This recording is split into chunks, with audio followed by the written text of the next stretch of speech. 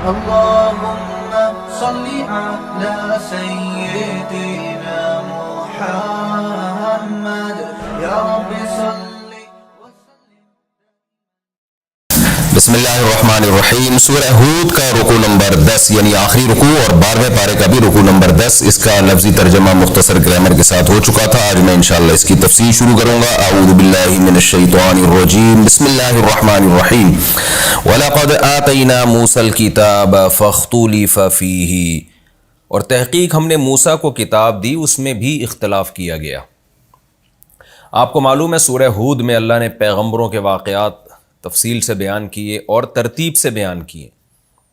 اس کے بعد قرآن کہہ رہا ہے کہ اللہ نے اتنے دلائل قائم کیے، اتنے واقعات بیان کیے، تو قرآن میں پھر بھی لوگ اختلاف کر رہے ہیں. تو آپ پریشان مت ہوں، ہم نے موسیٰ کو بھی کتاب دی تھی، اس میں بھی لوگوں نے اختلاف کیا. یہاں اختلاف کا مقصد یہ نہیں کہ تفسیر میں اختلاف کیا، مطلب یہ کسی نے مانا اس کتاب کو اور کسی نے نہیں مانا. بہت سے لوگ تھے جنہوں نے نہیں مانا.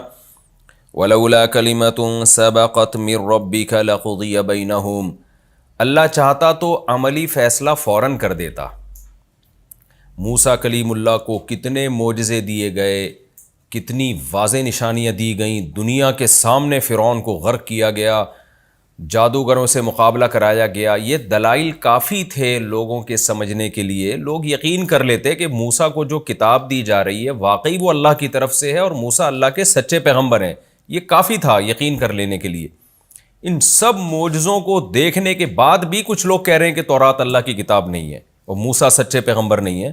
تو ہونا یہ چاہیے تھا کہ اللہ ان کے درمیان اسی وقت عملی فیصلہ کر دیتا، اور جو اس زمانے میں کافر تھے، موسیٰ کی کتاب کے منکر تھے، ان سب کو اللہ ہلاک کر دیتا. لیکن اللہ نے ایسا نہیں کیا. کیوں؟ وَلَوْلَا كَلِمَةٌ سَبَقَتْ مِن رَبِّكَ، ایک کلمہ ہے جو تیرے رب کی طرف سے سبقت لے جا چکا ہے. وہ کلمہ کیا ہے؟ کہ ایک وقت ہے حساب و کتاب کا. یہ اللہ نے اپنے اوپر یہ بات لکھ دی ہے کہ اصل حساب و کتاب آخرت میں ہوگا. دنیا دار العمل ہے، دار الجزا نہیں ہے. تو اگر وہ بات نہ ہوتی جو تیرے رب نے پہلے لکھ دی ہے، پہلے سبقت لے جا چکی ہے، تو لَقُضِيَ بَيْنَهُمْ، لوگوں کے درمیان فیصلہ کر دیا جاتا. زبان سے تو اللہ فیصلہ کر دیتا ہے، بتا دیتا ہے کہ حق کیا ہے باطل کیا ہے، لیکن عملی فیصلہ بھی اللہ کر کے دکھا دیتا.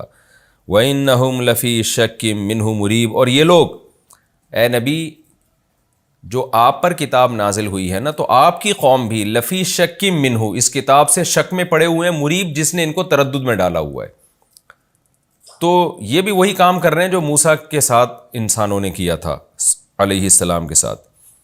لیکن اصول کیا ہے اللہ کا؟ وَإِنَّ كُلًّا، بے شک سب کے سب جتنی قومیں ہیں، جتنے لوگ ہیں، لما تاکید کے لیے، لَيُوَفِّيَنَّهُمْ رَبُّكَ أَعْمَالَهُمْ، ضرور بھی ضرور تیرا رب ان کے اعمال کا پورا پورا بدلہ ان کو چکا کے چھوڑے گا.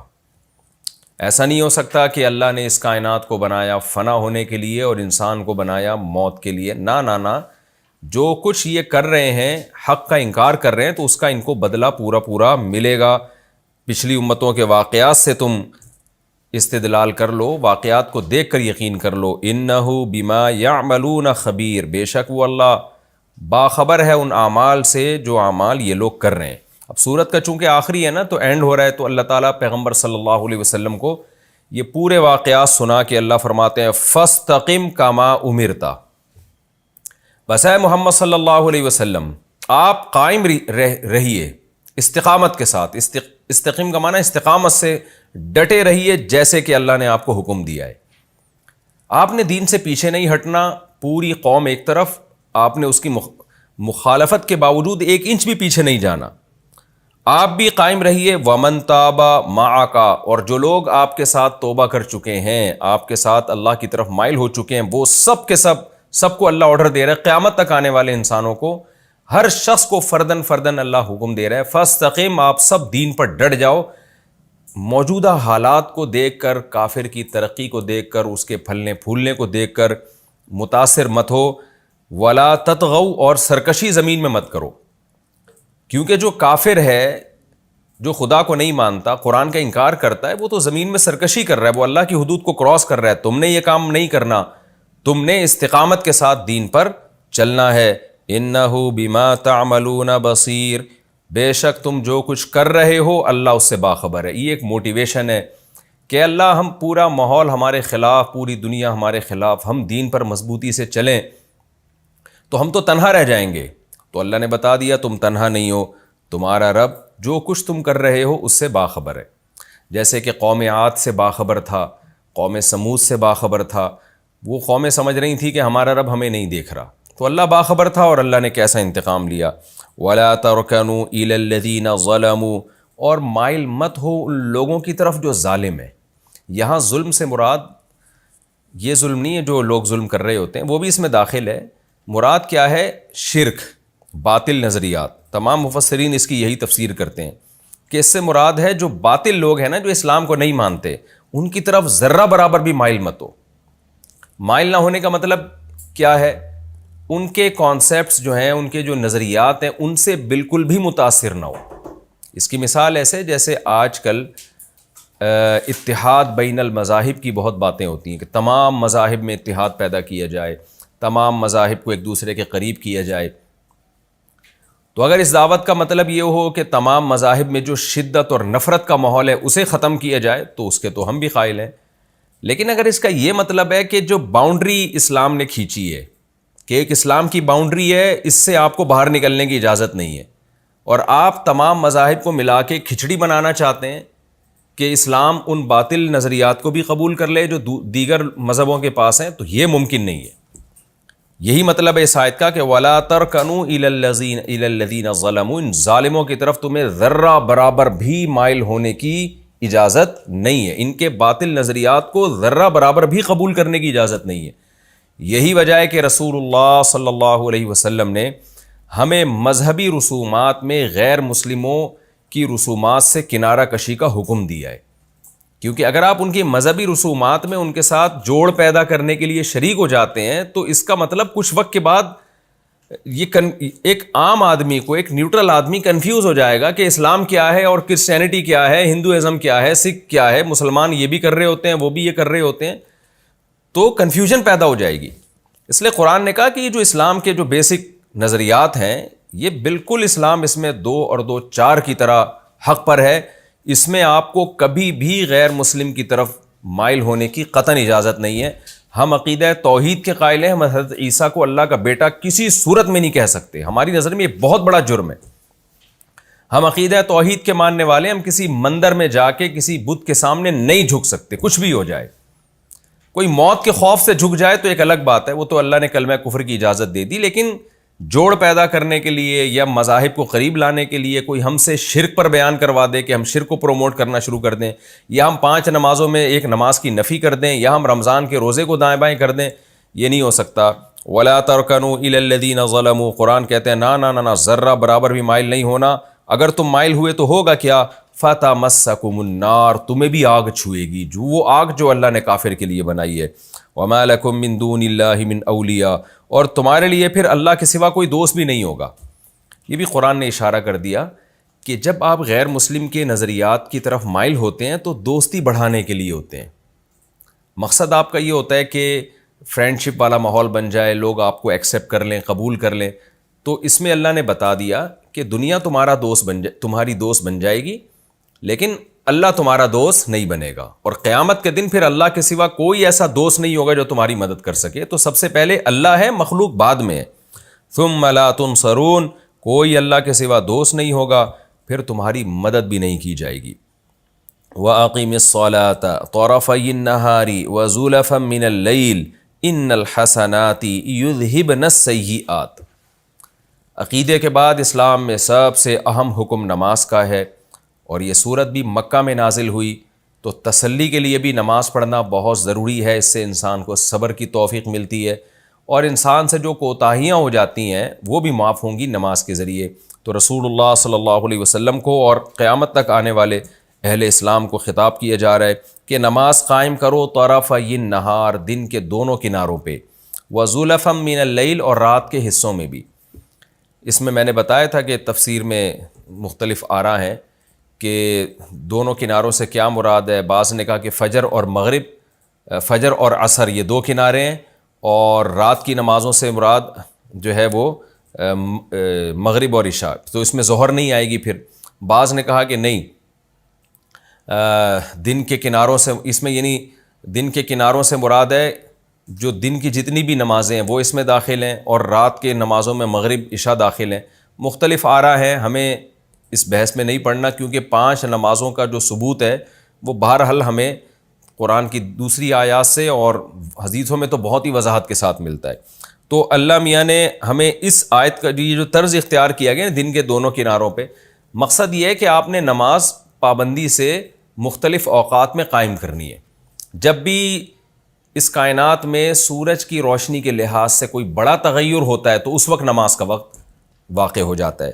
تو دن کے دونوں کناروں میں جو سرسری غور سے ہمیں پتہ چلتا ہے، اس سے فجر اور عصر مراد ہے، کیونکہ یہ نمازیں اکثر کناروں پر ہوتی ہیں. تو ظہر کا اس میں تذکرہ نہیں ہے، وہ دیگر آیات سے اور دیگر احادیث سے ثابت ہے. اور زلفا من اللیل، رات کے حصوں میں اس میں مغرب اور عشاء داخل ہے. اور اگر ہم اس کو مغرب کو اس سے خارج کر دیتے ہیں تو پھر عشاء کی نماز اس میں داخل ہے اور تہجد کی نماز داخل ہے. پھر یہ استحبابی حکم ہوگا، ان الحسنات یذہبن السیئات، بے شک نیکیاں وہ برائیوں کو کھا جاتی ہیں. کیا مطلب؟ اگر آپ سے شریعت پر عمل کرنے میں کوئی تھوڑی بہت کوتاہی ہو بھی گئی تو نماز اس کوتاہی کی تلافی کا ذریعہ بن جائے گی. بہت ساری احادیث میں یہ مضمون وارد ہوا ہے کہ ہم سے جو صغیرہ گناہ دن اور رات میں ہوتے رہتے ہیں، نماز کے ذریعے اللہ ان گناہوں کو معاف کر دیتا ہے. ان میں بہت ساری واقعات ہیں، بڑے دلچسپ واقعات بھی، ان کی طرف میں جاؤں گا تو ہماری تفسیر کا جو اصل جو وہ مقصد ہے وہ رہ جائے گا. تو مضمون بہت ساری احادیث میں ہے. اس لیے علماء کہتے ہیں کہ کبھی بھی آپ سے گناہ ہو تو توبہ بھی کریں اور 2 رکعت نماز بھی پڑھیں اور صدقہ خیرات بھی کریں، کیونکہ حدیث میں آتا ہے کہ صدقے سے اللہ کا غضب ٹھنڈا ہوتا ہے. تو اس لیے جب بھی کوئی خدا نخواستہ گناہ ہو جائے تو آپ نے توبہ بھی کرنی ہے، 2 رکعت نماز بھی پڑھنی ہے اور کچھ نہ کچھ صدقہ بھی کرنا ہے. ذالک ذکری للذاکرین، فرمایا کہ یہ نصیحت ہے نصیحت حاصل کرنے والوں کے لیے. واصبر، اور اے محمد صلی اللہ علیہ وسلم آپ صبر کیجئے. فإن اللہ لا یضیع اجر المحسنین، اللہ اچھا عمل کرنے والوں کے اجر کو ضائع نہیں کرتا. صبر سے آپ اس پر قائم رہیے. فلولا کان من القرون من قبلکم اولو بقیۃ ینہون عن الفساد فی الارض. اب چونکہ پچھلی امتوں کے بہت سارے واقعات اللہ نے بیان کیے نا، تو اب اللہ اس امت کو جھنجھوڑ رہے ہیں کہ دیکھو پچھلی امتوں میں ایسے عقل مند لوگ کیوں نہیں گزرے جنہوں نے دیگر لوگوں کو زمین میں فساد سے روکا. ایسا کیوں نہیں ہوا؟ الا قلیلا، سوائے چند لوگوں کے، ممن انجینا منہم، جن کو ہم نے نجات دے دی تھی. ایک بڑی تعداد میں ایسے لوگ کیوں نہیں گزرے؟ جب نوح علیہ السلام نے قوم کو دعوت دی، تھوڑے سے لوگ تھے جو فساد سے روک رہے تھے، میجورٹی تو فساد میں مبتلا تھی. جب ہود علیہ السلام نے قوم عاد کو دعوت دی ہے، تھوڑے سے لوگ ہود علیہ السلام کے ساتھ تھے، میجورٹی تو خود گناہ کر رہی تھی، روکنا تو دور کی بات. تو یہ ہر قوم میں ایسا کیوں ہوا ہے؟ اللہ کہتے ہیں ایسا کیوں نہیں ہوا کہ ٹھیک ہے کچھ لوگ گناہ کر رہے ہوتے تو بہت سے ان کو روکنے والے بھی تو ہوتے، بہت سے معاشرے کی اصلاح میں بھی تو لگے ہوئے ہوتے. تو ایسا کیوں نہیں ہوا؟ آگے قرآن میں اگلی آیتوں میں آ رہا ہے کہ تیرا رب اس بستی کو کبھی بھی ہلاک نہیں کرتا کہ جس میں اصلاح کرنے والے لوگ بھی موجود ہوں. یعنی ایک تعداد اگر ایسے لوگوں کی کسی سوسائٹی میں ہو کہ جو معاشرے کی اصلاح کی فکر میں لگی ہو تو اللہ ان لوگوں کی وجہ سے باقیوں کو بھی عذاب سے بچا لیتے ہیں. لیکن ہسٹری جب آپ اٹھا کے دیکھتے ہیں، قرآن جب بیان کرتا ہے تو میجورٹی دنیا میں ایسی گزری ہے کہ بہت تھوڑے ہی لوگ ہوتے ہیں جو سوسائٹی کی اصلاح کی کوشش میں لگے ہوئے ہوتے ہیں. زیادہ تر لوگ یا تو برائی کر رہے ہوتے ہیں یا برائی کو دیکھ کے خاموش ہوتے ہیں. تو اللہ یہ شکایت کر رہے ہیں انسان سے کہ ایسا کیوں ہوتا ہے. وَاتَّبَعَ الَّذِينَ ظَلَمُوا مَا أُتْرِفُوا فِيهِ، اور ظالم لوگ جو ہے وہ اتباع کرتے ہیں مَا أُتْرِفُوا فِيهِ، اس لائف کو جس میں وہ خوشحال ہوتے ہیں، اسی لائف کے پیچھے چل رہے ہوتے ہیں. وَكَانُوا مُجْرِمِينَ، اور وہ مجرم بھی تھے. وَمَا كَانَ رَبُّكَ لِيُهْلِكَ الْقُرَىٰ، اور تیرا رب ایسا نہیں ہے کہ وہ بستیوں کو ہلاک کر دے بظلم، ان کی ناانصافی کی وجہ سے، وَأَهْلُهَا مُصْلِحُونَ، اور وہ بستی والے اصلاح میں لگے ہوئے ہوں. یہ وہ مضمون ہے جس کا میں ابھی تذکرہ کر رہا تھا کہ بستی میں اگر جرائم ہوتے بھی ہیں لیکن اسی بستی میں ایک بڑی تعداد لوگوں کی ایسی ہو جو ان جرائم کے خلاف آواز بھی اٹھاتی ہو، تو اللہ ان کی برکت سے دنیاوی عذاب سے دوسروں کو بھی بچا لیتے ہیں. تیرا رب ایسا ہے ہی نہیں کہ کسی بستی میں اصلاح کی کوششیں ہو رہی ہوں اور اللہ اس بستی کو ہلاک کر دے. تو اگر کوئی بستی عذاب کی وجہ سے ہلاک ہو رہی ہے تو سمجھ لیں کہ یا تو اس میں اصلاح کی کوشش کرنے والے لوگ ہی نہیں ہیں یا وہ بہت ہی منورٹی میں ہے. جیسے نوح علیہ السلام کے مقابلے میں تو ساری قوم تھی اور 40-50 لوگ ایمان لے کر آئے, تو بہت ہی منورٹی میں. اس آیت سے ہمیں یہ بھی پتہ چلتا ہے کہ ہم اگر اپنے کنٹری کو, اپنی قوموں کو, اپنے جو ہے ملک کو یا اپنے علاقے کو اللہ کے عذاب سے بچانا چاہتے ہیں, تو اگر ہم گناہ ختم نہیں بھی کر سکتے, برائی ختم نہیں بھی کر سکتے, تو اس کے خلاف کم از کم ہم مؤثر آواز اٹھائیں.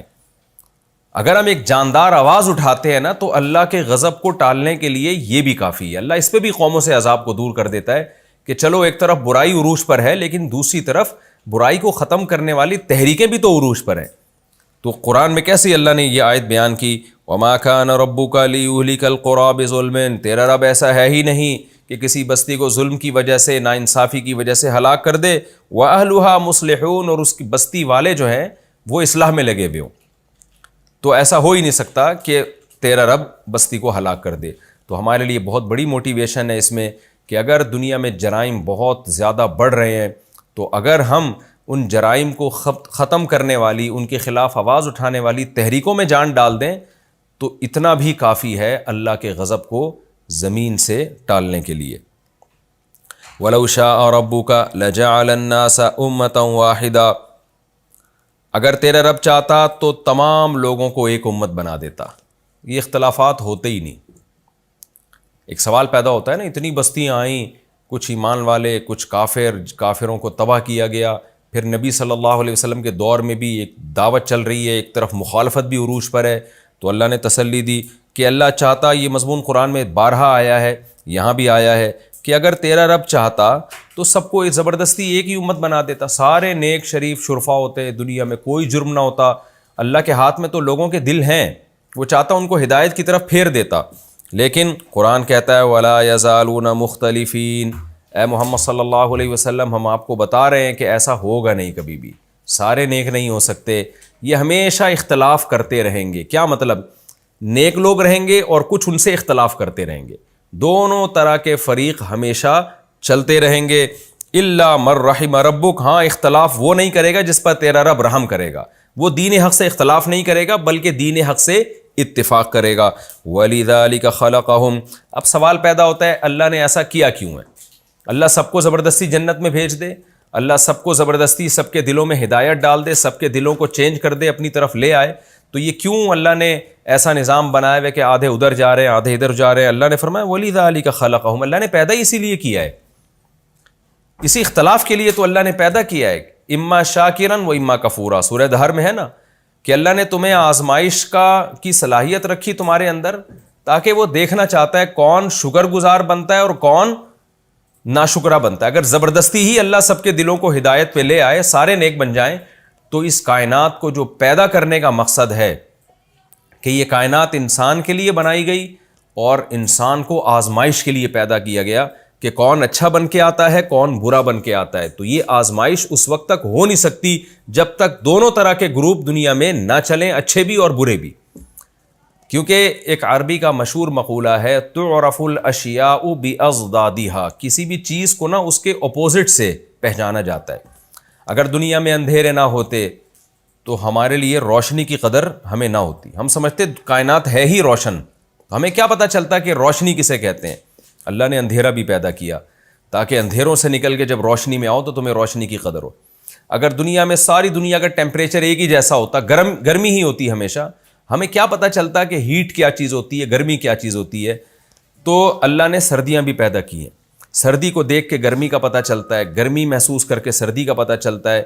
تو یہ ساری جو اللہ نے ایک اختلاف اس کائنات میں پیدا کیا ہے, اسی میں اللہ نے اچھائی بھی پیدا کی ہے, اسی میں اللہ نے برائی بھی پیدا کی. آج بہت سے ملحد یہ اعتراض کرتے ہیں کہ اگر خدا ہے تو اس نے برائی کو پیدا کیوں کیا, وہ تو اچھا ہونا چاہیے نا. تو جو شر کا خالق ہے, شر کو برائی کو پیدا کرنے والا ہے, معاذ اللہ وہ بھی برا ہے کیونکہ اس نے برائی کو پیدا کیا ہے.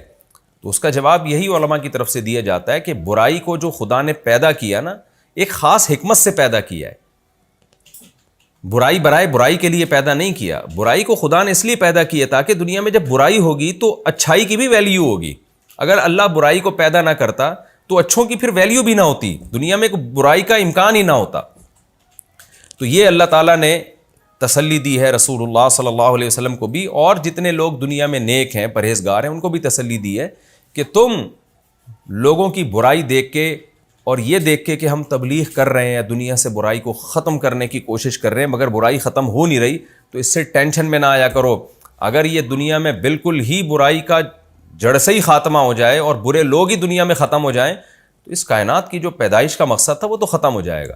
یہی وجہ ہے کہ علماء نے یہ ایک علمی نکتہ بیان کیا کہ حضرت عیسیٰ علیہ السلام جب دنیا میں نازل ہوں گے اور پوری دنیا میں خیر غالب آ جائے گی، برائی بالکل ختم ہو جائے گی، تو پھر اللہ تعالیٰ اس کائنات کو آہستہ آہستہ اس زمین کو تباہی کی طرف لے جائیں گے، یعنی پھر قیامت بہت قریب ہے، کیونکہ جو ایک مقصد تھا وہ حاصل ہو گیا۔ تو یہی ہے کہ حق اور باطل کا ہمیشہ سے مقابلہ رہے گا، اور وَلِذَٰلِكَ خَلَقَهُمْ، اسی مقابلے کے لیے اللہ نے پیدا کیا ہے، اسی وجہ سے اللہ سب کو ہدایت نہیں دیتا، اور یہ سلسلہ چلتا رہے گا۔ وَكُلًّا نَقُصُّ عَلَيْكَ، ہاں وَلِذَٰلِكَ خَلَقَهُمْ، اسی لیے اللہ نے پیدا کیا ہے، وَتَمَّتْ كَلِمَةُ رَبِّكَ، اور اے محمد یا اے مخاطب صلی اللہ علیہ وسلم، تیرے رب کا یہ جو کلمہ ہے یہ مکمل ہو کے رہے گا۔ وہ کلمہ کیا ہے؟ لَأَمْلَأَنَّ جَهَنَّمَ مِنَ الْجِنَّةِ وَالنَّاسِ أَجْمَعِينَ، میں جہنم کو جنات اور انسانوں سے، سب سے، یعنی جنات اور انسانوں دونوں قسم کے گروہوں سے بھر دوں گا میں۔ کیا مطلب؟ اگر یہ تو اللہ نے تقدیر میں لکھا ہوا ہے کہ جہنم میں بھی بہت سے لوگ جائیں گے، جن میں جنات بھی ہوں گے، جن میں انسان بھی ہوں گے، تو ظاہر ہے وہ جب ہی جائیں گے نا کہ جب برائی بھی دنیا میں ہوگی۔ تو یہ بھی تسلی ہے کہ آپ زبردستی لوگوں کو مسلم بنانے کی کوشش نہ کریں، آپ اتنی فکر کریں اسلام کو دنیا میں غالب کرنے کی کہ جتنی فکر کا اللہ نے آپ کو مکلف بنایا ہے، جتنی محنت کا مکلف بنایا ہے۔ نبی صلی اللہ علیہ وسلم بہت زیادہ فکر لیتے تھے نا، سورہ کہف میں ہے کہ لعلک باخع نفسک علی آثارہم ان لم یؤمنوا، کہ اے نبی آپ کے بارے میں یہ ہے کہ ان کے ایمان نہ لانے کی وجہ سے یہ خطرہ ہے کہ کہیں آپ غم میں اپنی جان ہی ہلاک نہ کر بیٹھیں، غم میں گھٹ گھٹ کے آپ کی موت ہی کہیں واقع نہ ہو جائے، تو ایسا مت کریں۔ کیوں؟ انا جعلنا ما علی الارض زینۃ لہا، ہم نے زمین کے اوپر ایک زینت، زمین کے حصے کو زینت بنایا ہے، یہ لوگوں کو اپنی طرف مائل کرتی ہے اور آخرت سے غافل کرتی ہے۔ تو یہ مضمون قرآن میں بہت ساری جگہوں پہ مختلف طرح سے اللہ نے بیان کیا ہے۔ تو اللہ تعالیٰ نے جہنم کو جنات اور انسانوں سے بھرنا ہے، یہ ایک قسم کی دھمکی ہے کہ جو نافرمان لوگ اس خوش فہمی میں مبتلا ہے نا کہ بس اللہ غفور الرحیم ہے، سب کو بخش دے گا یا قیامت ہوگی نہیں، ایسا نہیں ہے بھائی، اللہ تعالیٰ نے جہنم کو بھی بھرنا ہے۔ تو ہم جب جیسے کسی کو سمجھا رہے ہوتے ہیں نا، وہ مان نہیں رہا ہوتا، تو ایسے موقع پہ کیا ایک نیوٹرل آدمی کیا کہتا ہے؟ بھائی جہنم میں بھی تو لوگ جائیں گے نا، جہنم کو بھی تو اللہ نے بھرنا ہے نا، تو بس تو چھوڑ دے اس کو اپنے حال پہ۔ یہی انداز اللہ نے قرآن میں اختیار کیا ہے کہ میں نے بھی جہنم کو انسانوں سے بھر دینا ہے، تو فکر مت کرو تم جو اتنے دلائل کے بعد میں نے قوم عاد کا واقعہ سنا دیا، قوم نوح کا واقعہ سنا دیا، اور بہت سارے پیغمبروں کے واقعات اور عقلی دلائل، نقلی دلائل، تمام کی تمام چیزیں کے انبار لگا دیے میں نے، اور خود اسلام میں ہی اتنی اٹریکشن ہے، اس کے باوجود بھی اگر تمہیں سمجھ میں نہیں آ رہا تو میں نے تو بھرنا ہے جہنم کو جنات اور انسانوں سے، تو تم ہی جیسے لوگوں سے میں بھروں گا۔ تو اس میں جہاں مبلغین کو، تبلیغ کرنے والوں کو تسلی ہے، وہیں اللہ کی طرف سے نافرمانوں کو بہت بڑی دھمکی بھی ہے۔ اللہ تعالی ہم سب کو اس آگ سے محفوظ رکھے۔ آگے قرآن کہتا ہے وَكُلًّا نَقُصُّ عَلَيْكَ مِنْ أَنْبَاءِ الرُّسُلِ، اے محمد صلی اللہ علیہ وسلم ہم نے جو آپ کو یہ پیغمبروں کے واقعات سنائے ہیں، قوم عاد، قوم سمود، ابراہیم علیہ السلام، پھر اصحاب مدین، تو یہ سارے واقعات ہم آپ کو سناتے ہیں، مَا نُثَبِّتُ بِهِ فُؤَادَكَ، جس کے ذریعے ہم آپ کے دل کو مضبوط کر دیتے ہیں۔ میں کل سن رہا تھا کسی گورے نے رسول اللہ صلی اللہ علیہ وسلم کے بارے میں، کوئی فرانسیسی ہے مورخ، اس نے نبی صلی اللہ علیہ وسلم کے بارے میں یہ لکھا ہے کہ دنیا میں محمد صلی اللہ علیہ وسلم جیسی کوئی ایسی شخصیت نہیں گزری جس کے پاس وسائل اتنے کم ہوں اور ٹائم بھی اتنا کم ہو، اور ان کم ترین وسائل اور انتہائی محدود وقت میں دنیا میں اتنا بڑا انقلاب برپا کر دیا ہو۔ تو اس نے کہا کہ ہسٹری میں ہمیں محمد صلی اللہ علیہ وسلم کے علاوہ کوئی بھی ایسا نہیں ملتا، حالانکہ وہ غیر مسلم ہے۔ تو یہی بات ہم قرآن سے سیکھ رہے ہیں کہ قرآن بار بار پیغمبر کو تسلی دے رہا ہے۔ کیوں؟ نبی صلی اللہ علیہ وسلم مکہ میں ایک چھوٹے سے علاقے میں پیدا ہوئے، چاروں طرف پہاڑ ہیں، دنیا میں تہذیب سے دور ایک علاقہ ہے جہاں کوئی رہنا پسند نہیں کرتا، جن پر حکومت کرنا کوئی پسند نہیں کرتا، اور نہ آپ لکھنا جانتے نہ پڑھنا جانتے، اور آپ کو جو ٹاسک دیا گیا وہ پوری دنیا،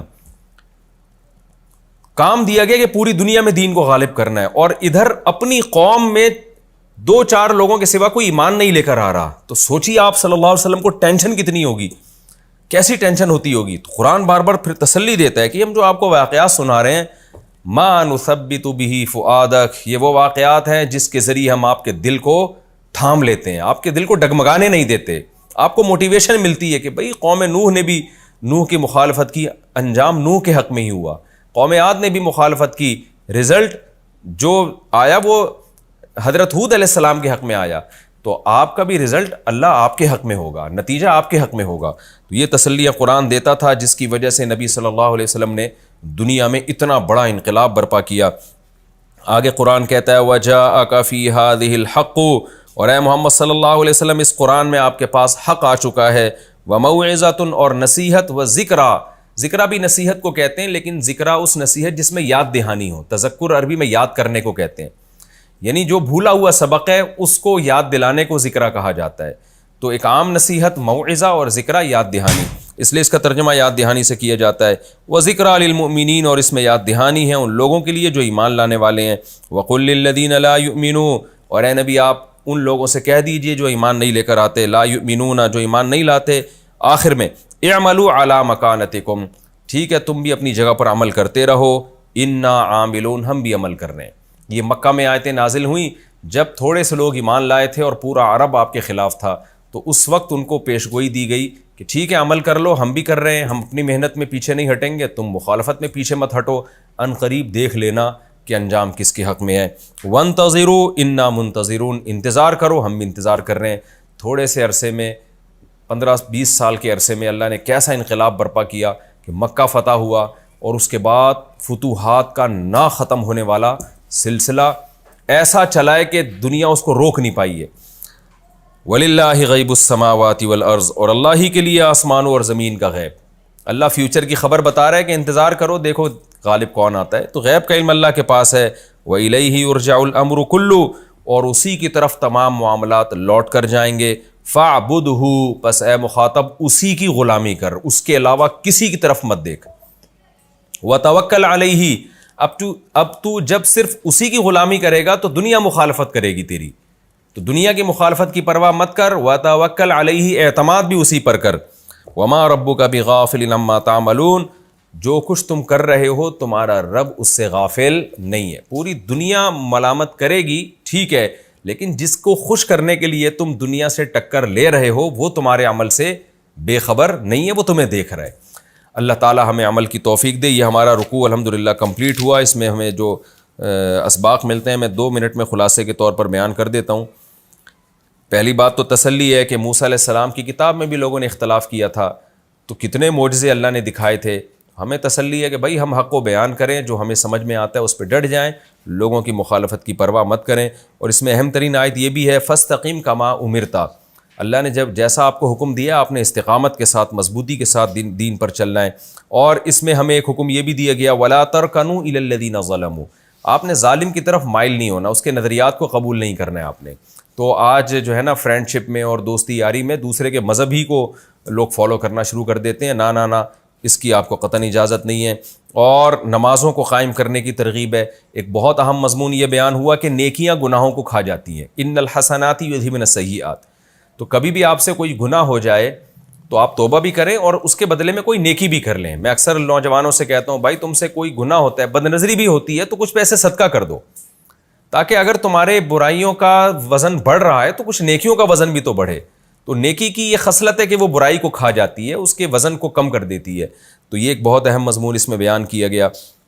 اور اس میں اللہ نے یہ بھی بتایا ایک اہم مضمون کہ ہر بستی میں ایسے لوگ ہونے چاہیے کہ جو اصلاح کی فکر میں لگے رہیں۔ پچھلی بستیوں میں ہوا یہ کہ پیغمبروں کا ساتھ بہت کم لوگوں نے دیا، اگر بہت بڑی تعداد میں لوگ ساتھ دیتے یا ان کی کوئی پاور ہوتی تو اللہ بستیوں کو ہلاک نہ کرتا بلکہ نافرمانوں کو اور زیادہ مہلت دے دیتا۔ تو ہمارا یہ فرض بنتا ہے کہ ہم تبلیغ کی دعوت اور خیر کو پھیلانے کا جتنا مؤثر طریقہ ہم اختیار کر سکتے ہیں ہم کریں، کیونکہ اللہ نے قرآن میں کہہ دیا کہ تیرا رب کبھی ایسی بستی کو ہلاک نہیں کرتا جس میں ظلم ہو لیکن اصلاح کی بھی کوشش ہو رہی ہو اس میں۔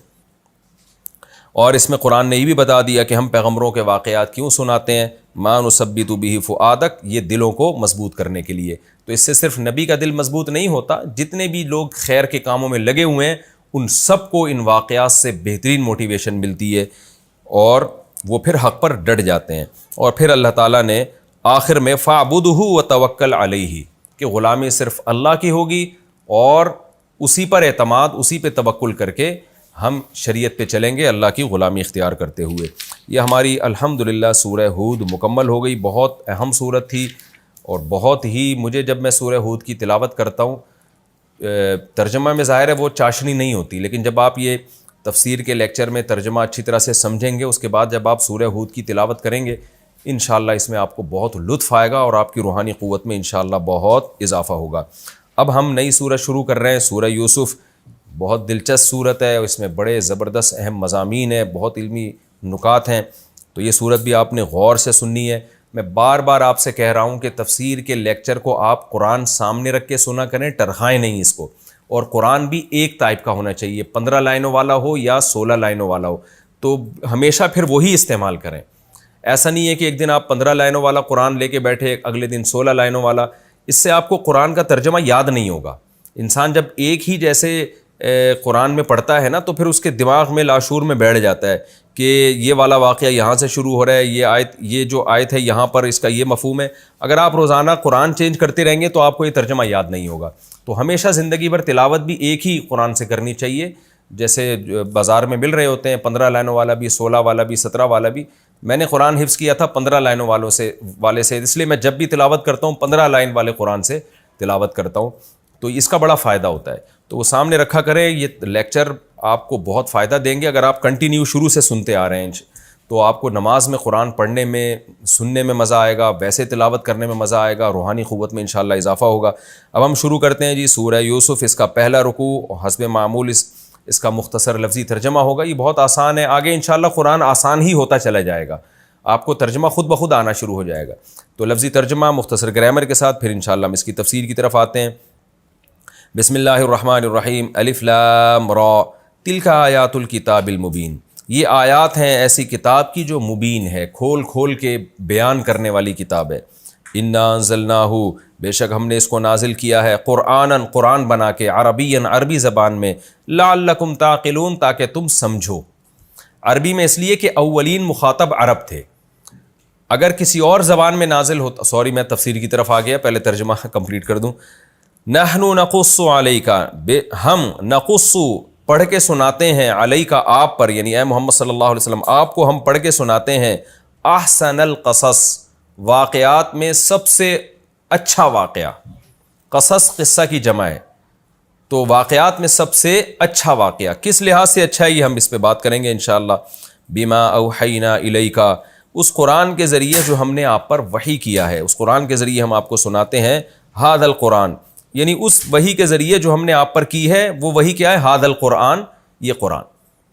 تو ہم آپ کو بہترین واقعہ سناتے ہیں اس وحی کے ذریعے جو ہم آپ پر کر رہے ہیں، اور وہ وحی کیا ہے، یہ قرآن ہے، یعنی اس قرآن کا جز بنا کے ہم یہ واقعہ آپ کو سناتے ہیں۔ وَإِن كُنْتَ، میں نے آپ کو بتایا تھا ان جو ہے نا، ان اس کا معنی اگر بھی ہوتا ہے، اس کا معنی نہیں بھی ہوتا ہے، اور اس کا معنی تاکید انا کے معنی میں بھی آتا ہے۔ ان کے بعد جب بعد میں لام آ رہا ہو نا، لام، تو یہ تاکید کے لیے ہوتا ہے۔ اب آپ دیکھیں وَإِن كُنْتَ مِن قَبْلِهِ لَمِنَ الْغَافِلِينَ، لمن میں من کے اوپر لام ہے نا، تو اس سے پتہ چلتا ہے کہ یہ جو شروع میں ان ہے یہ انا کے معنی میں ہے۔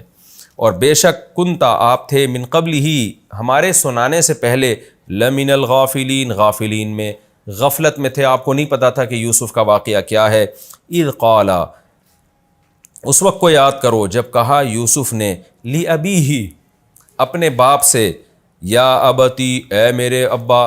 یہ جو یا کے بعد جب تی آتا ہے نا، ابا، اب کے بعد جب تی آتا ہے تو اس کا معنی ہوتا ہے پیارے ابا، یہ محبت کے لیے لفظ لگتا ہے، یا ابتی، اے میرے پیارے ابا، انی رأیت، بے شک میں نے دیکھا، احد عشر کوکبا، 11 ستارے، کوکب ستاروں کو کہتے ہیں، اور سیارہ کہتے ہیں جو چلتے ہوئے ستارے ہوتے ہیں نا، والشمس والقمر، اور سورج اور چاند کو میں نے دیکھا، رأیتہم، دوبارہ تکرار کیا، میں نے ان سب کو دیکھا، لی ساجدین، یہ سجدہ کر رہے ہیں، لی میرے لیے، قال یا بنیا، تو یوسف کے والد نے کہا یا بنیا، اے میرے پیارے بچے. یہ بنیا کا لفظ جو یا آتی ہے نا آخر میں، یہ بھی کئی بار میں ڈیفائن کر چکا ہوں، اس کو تصغیر کہتے ہیں. اصل میں تھا ابن، ابن کہتے ہیں بیٹے کو، اور یہ ابن بھی اصل میں تھا بن ون، بن ون، بن ون سے اس کو واو کو حذف کر کے شروع میں حمزہ لے آتے ہیں تو ابن پڑھا جاتا ہے. اصل لفظ ہے بن ون، بیٹے کو کہا جاتا ہے. تو بن ون کی تصغیر بنائی جاتی ہے بنئی ون. جب بھی کسی چیز کو چھوٹا سا یا پیارا سا کرنا ہو نا تو عربی میں اس کو تصغیر بنائی جاتی ہے. جیسے حمید ان کی حمید، اور کریم ان کی کریم، تو صغیر ان کی صغیر، تو حمیر کی حمیر، اس طرح سے عربی میں نا بنائی جاتی ہے. تو ابن تو تھا نا، جب کسی کی بھی لفظ کی تصغیر بنائی جاتی ہے تو یہ دیکھا جاتا ہے اصل میں کیا تھا یہ. تو ابن چونکہ اصل میں بن ون تھا تو بن ون سے تصغیر بنتی ہے بنئی ون، پیارا بچہ. تو بنئی ون کو پڑھا جاتا ہے بنیون یا بنیو، یا بنیو، واو کو یا کر دیتے ہیں تو بنیون، اور جب اس پہ حرف ندا ہے تو یا بنیا، یعنی اے میرے پیارے بچے. لا تقصص، مت بیان کر تو، رؤیا کا، رؤیا یہ لفظ سمجھنے کی ضرورت ہے، کیونکہ آج بعض اسکالرز ایسے آ رہے ہیں جو انہوں نے رؤیا کے لفظ سے دھوکہ دے کے بھی بعض آیتوں کی غلط تفسیر کی ہے. رؤیا اصل میں نکلا ہے رؤیت سے. رؤیت کا معنی دیکھنا. رؤیت ہلال ہے نا، رؤیت ہلال کمیٹی. تو رؤیا یہ کہتے ہیں منظر کو، سین کو. اب چونکہ خواب میں ہم جو کچھ دیکھ رہے ہوتے ہیں وہ بھی ایک سین ہوتا ہے، اس لیے خواب کو بھی رؤیا کہا جاتا ہے. لیکن اس کا یہ مطلب ہرگز نہیں ہے کہ رؤیا کا اطلاق خواب ہی پر ہوتا ہے. یہ میں اس لیے ڈیٹیل بیان کر رہا ہوں کہ جو معراج کا واقعہ ہے نا، بعض لوگوں نے یہ کہا ہے کہ یہ جاگتی حالت میں نبی صلی اللہ علیہ وسلم کو معراج نہیں ہوئی بلکہ یہ خواب تھا. اور اس کی دلیل پیش کی ہے سورہ بنی اسرائیل کی جو یہ آیت ہے 15ویں پارے کی، وما جعلنا الرؤیا التي اریناک الا فتنۃ للناس، کہ اے نبی ہم نے جو آپ کو جو رؤیا دکھایا وہ لوگوں کی آزمائش کے لیے دکھایا. تو بعض لوگوں نے کہا دیکھو رؤیا تو خواب کو کہتے ہیں، جیسے کہ سورہ یوسف میں آتا ہے کہ اے بیٹے لا تقصص رؤیاک علی اخوتک، اپنا خواب بھائیوں کو مت سناؤ. تو رؤیا خواب کو کہتے ہیں. تو اللہ نے معراج کو بھی رؤیا سے تعبیر کیا ہے، اس کا مطلب نبی صلی اللہ علیہ وسلم کو خواب آیا تھا. تو یہ غلط فہمی کیوں ہوئی؟ رؤیا کے لفظ کو نہ سمجھنے کی وجہ سے. رؤیا کا لفظ خواب پر بولا جاتا ہے لیکن اس سے اصل مراد خواب نہیں ہوتا. رؤیا رؤیت سے نکلا ہے، منظر، سین، کوئی بھی چیز جو دیکھی جائے. تو چونکہ ایک وہ بھی منظر تھا جو نبی صلی اللہ علیہ وسلم کو لے جا کے دکھایا گیا تھا، تو اس لیے قرآن نے اس کو رؤیا سے تعبیر کیا معراج کے واقعے کو. تو یہ مطلب ہرگز نہیں ہے کہ رؤیا ہمیشہ خواب ہی کو کہا جائے گا. کوئی بھی منظر ہوتا ہے اس کو رؤیا کہا جائے گا، چاہے وہ جاگتی حالت میں ہو چاہے وہ خواب میں ہو. تو اس کی دلیل قرآن کی سورہ بنی اسرائیل کی پہلی آیت ہے، سبحان الذی اسری بعبدہ لیلا. اللہ کہتے ہیں پاک ہے وہ ذات جو اپنے بندے کو رات کے تھوڑے سے حصے میں لے گیا اور اس کو جہاں چاہا اللہ نے من المسجد الحرام الى المسجد الاقصی، مسجد حرام سے مسجد اقصی کی طرف لے گیا رات کے تھوڑے سے حصے میں. تو وہاں تو قرآن کہہ رہا ہے اللہ تعالیٰ لے کر گئے ہیں، ایسا نہیں ہوا کہ خواب آیا ہو. اس پہ دلائل کیا ہے معراج کے وہ ایک الگ ہے، وہ جب ہم بنی اسرائیل پہ سورہ بنی اسرائیل میں جائیں گے تو انشاءاللہ وہاں میں ان دلائل کو بیان کروں گا. ابھی تو میرا مقصد صرف رؤیا کے لفظ کو سمجھانا ہے کہ چونکہ یہاں تو خواب تھا، انہوں نے کہا میں نے خواب میں دیکھا ہے، تو اس لیے یہاں رؤیا کی تفسیر خواب سے ہوگی کہ وہ منظر جو خواب میں دیکھا ہے. تو یوسف علیہ السلام کے والد نے کہا اے میرے پیارے بیٹے لا تقصص رؤیاک، اپنا یہ خواب جو آپ نے سین دیکھا ہے کہ 11 ستارے سردہ کر رہے ہیں، یہ مت بیان کریں علی اخوتک، اپنے بھائیوں پر، بھائیوں کو مت بتاؤ. یہ اخ بھائی کو کہتے ہیں، اس کی جمع عربی میں اخوہ آتی ہے. فیکیدو، اگر آپ نے بھائیوں کو بتایا تو کیا ہوگا؟ فیکیدو، کادا یکیدو، بری تدبیر کرنا. تو یہ بری تدبیر کریں گے، لکا آپ کے لیے کیدن، کوئی تدبیر، پھر یہ آپ کے خلاف ہو جائیں گے. ان الشیطان، کیونکہ بے شک شیطان، للانسانی، انسان کے لیے، عدو مبین، کھلا ہوا دشمن ہے. وکذالک، اور اس طرح سے، یجتبیک ربک، تیرا رب تجھے منتخب کرے گا. جس طرح اس نے تجھے خواب دکھایا ہے نا، اس طرح سے مجھے لگتا ہے کہ تیرا رب تجھے اب لوگوں میں سلیکٹ کرے گا، منتخب کرے گا، یعنی کسی بڑے کام کے لیے. وَيُعَلِّمُكَ، اور تجھے سکھائے گا، من تأویل الاحادیث، باتوں کی تعبیریں. اب یہاں بھی آپ دیکھیں نا، احادیث حدیث کی جمع ہے، حدیث بات کو کہتے ہیں، اس کی جمع احادیث. تو احادیث کی تعویلات سکھائے گا. تعویل یہ بار بار میں بتا چکا ہوں کہ ہمارے عرف میں تعویل کا مطلب کچھ اور ہوتا ہے، لیکن قرآن میں تعویل کا مفہوم کچھ اور ہے. ہم جب کہتے ہیں نا یہ آدمی تعویلات کر رہا ہے، تو مطلب ہوتا ہے کہ کلام کو اصل مطلب سے ہٹا کے کسی اور طرف لے کے جا رہا ہے. لیکن قرآن کی ٹرم جو ہے اس میں جب تعویل کا لفظ ہو تو اس کا مطلب تفسیر ہوتا ہے، کیونکہ اعلیٰ یعول اولن کا معنی ہوتا ہے انجام تک پہنچنا. تو اول یؤول تأویلاً، باب تفعیل میں جا کے انجام تک پہنچانا. تو کسی بات کو جب آپ ایکسپلین کرتے ہیں، ڈیٹیل بیان کرتے ہیں، تو اس بات کو آپ نے اس کے انجام تک پہنچا دیا ہوتا ہے. تو اس لیے تعویل اور تفسیر کا قرآن کی ٹرم میں، قرآن کے میں جب یہ لفظ استعمال ہوتے ہیں تو ان کا ایک ہی مفہوم ہوتا ہے. اس کو ہم اردو والا تعویل، یا جو فقہا کی اصطلاح ہے بعد میں تعویل، فقہا کی بھی ایک ٹرم ہے تعویل. اس سے کیا مراد ہوتا ہے کہ ایک لفظ میں جب کئی سارے احتمالات ہیں تو آپ کسی ایک احتمال کو متعین کر دیتے ہیں، تو اس کو ہم کہتے ہیں تعویل. یعنی ایک لفظ کا ایک ظاہری مطلب ہے جس کی طرف فوراً ذہن جاتا ہے، تو ظاہری مطلب سے ہٹا کر دوسرے مطلب کی طرف لے جانا، اس عمل کو فقہ کی اصطلاح میں تعویل کہا جاتا ہے. لیکن قرآن کی ٹرم میں، قرآن کی اصطلاح میں تعویل اور تفسیر ایک ہی چیز کے دو نام ہیں. تو قرآن کہہ رہا ہے وَيُعَلِّمُكَ مِن تَأْوِيلِ الْأَحَادِيثِ.